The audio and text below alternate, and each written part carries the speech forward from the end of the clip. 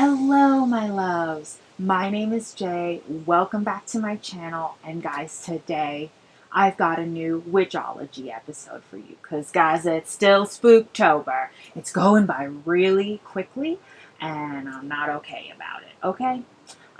So I've got a couple recommendations for you. So I will get through my book series first, or book recommendations first, and then we'll move into our movies or shows, whatever. So the first book that I want to recommend to you, I actually recently finished on audiobook, and it is called The Babysitters Coven. So The Babysitters Coven, it is about a young girl, teenage girl named Esme Pearl, and weird things start happening around her 17th birthday, and she discovers that she has powers. Lots of stuff goes into it. There's a family lineage, there's a whole organization, blah, blah, blah. I'm not going to give away too many spoilers, but it is a really fun book. They do tend to make this crossover between the Babysitters Club and Buffy the Vampire Slayer, and I can sort of see it after finishing it, but I can honestly say that I think it's a bit of a stretch in terms of like managing expectations, if I'll be honest. So it is definitely written for younger readers. I knew going into this that this was going to be a YA novel. Of course, I read mostly YA, but I will say the trendiness was fun. There's a lot of trendy language, but sometimes it got to be a little much. And I feel like they did draw heavily from Buffy the Vampire Slayer, and maybe it didn't always land successfully. With all that said, I would say I would give it a 3.5 because I knew going into it that it was going to be intended for younger YA readers, and it was going to be a sort of a campy, semi-serious like take on witches. I will say that it is not your traditional take on witches in the sense that like there are spells and there are, possible mixing of potions in a way, but you'll have to read it to understand what I mean. It is a great read. It's really a lot of good fun, but I would go into it thinking that you should not take the book super seriously. I thought that the author, Kate Williams, did a good job of making a really fun book to read, and I enjoyed listening to it on audiobook. And like I said, I'd give it a 3.5 stars because it was a decent book. And I enjoyed every bit of it. Like I said, there were a few bits that were like, okay, yeah, sort of like Buffy the Vampire Slayer. I will say the whole Babysitters Club thing, yeah, it was definitely there. I just think that they made those like analogies very strongly when the book hype was going up for this, and I don't know that it quite nailed it. But I still recommend it highly. It's a lot of fun, especially in October.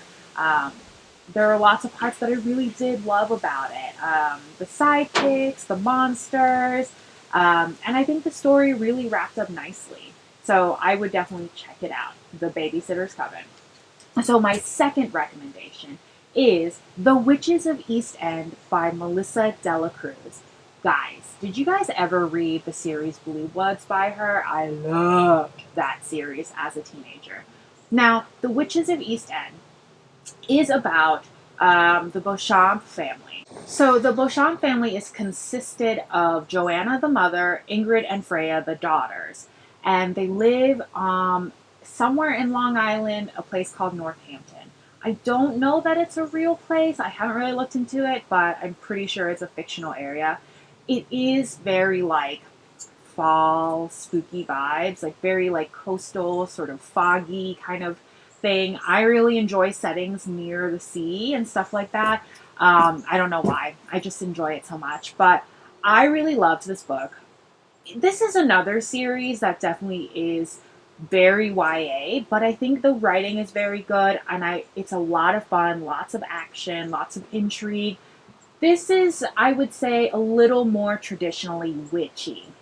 There are spell books, there are powers passed down from the maternal line, and there is a whole backstory to all of their powers, and I really thought it was such a great book.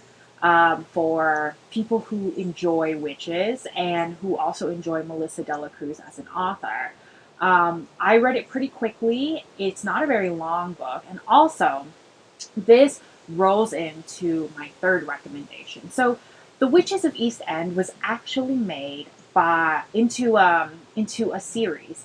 You can see most of it on Hulu. I think it's still there, but it is excellent. I really loved it. I was sad when they canceled it after I think the second season. I don't know that it had a wide viewership because apparently not everyone's into witches like I am.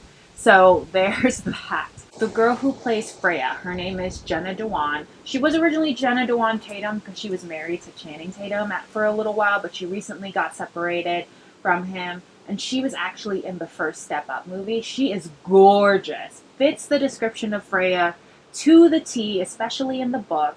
And then, I don't know if any of you guys have seen Twin Peaks. I know that this actress is known widely for it. Her name is Madkin.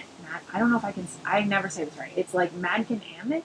She plays Aunt Wendy. And in the show, Aunt Wendy is like the pinnacle of absolute witchiness. I aspire to be Aunt Wendy every day of my life. She just wears the most amazing outfits. She has black long hair, black nails all the time. They're like long talons. She has long, flowy black clothes.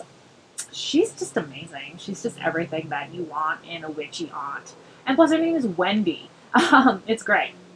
But the show is excellent. It's definitely a fun adventure, and there's a steamy romance, and just lots of really great stuff. And the other sister, Ingrid, is a rather bookish character, very smart, very logical, very reasonable. And I identify highly with her because she actually is an archivist at the local library. Or is she a historian? Something like that. Anyway, I'm here for it. I'm living for it. So that is a great show. I believe it's still on Hulu. Definitely give it a try. My last but not least recommendation, if you guys have not seen it, you're missing out, is the movie The Witch. Now, I believe I have done a movie review on it. I'm not sure. I talk about it all the time. But the movie The Witch is directed by Robert Eggers, and it was released in 2015, and it got a lot of mixed reviews. Let me just say that first. Now, it rated very highly amongst movie reviewers and film buffs and film critics, and it did not rate quite as highly with just general audiences. Now, as a personal lover of all things frickin' witchy, I don't understand this disparity. I will say that it is an atmospheric movie. It can be slow moving at times, but it has intention when it moves slowly.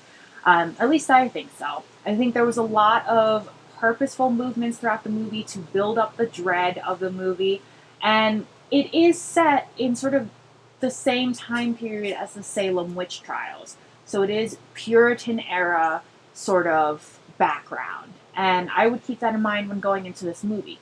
If you are not into historical pieces, historical movies, historical fiction, this may not be the best choice for you in terms of witchiness, but I love all things historical fiction, and especially when they involve witches. And I've always had an extreme fascination for the Salem witch trial era and the Puritans that go along with that era.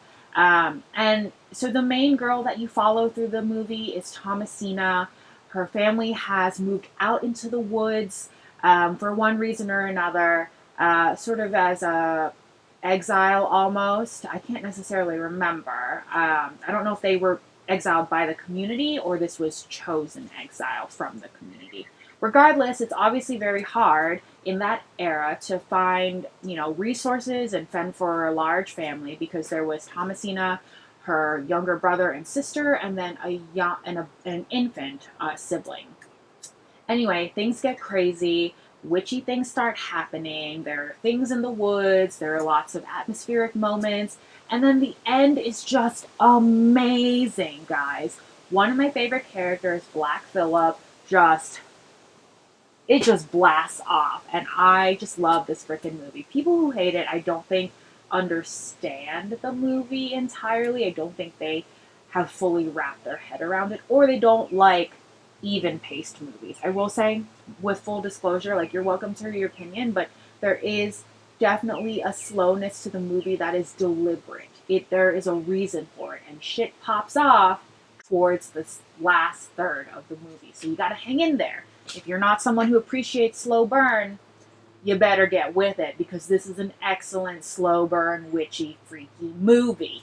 So, hopefully you go and take my recommendations and check all these things out, and I'll see you next time for another Witchology episode.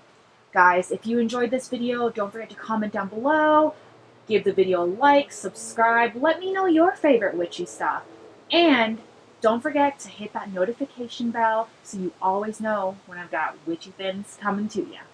Bye!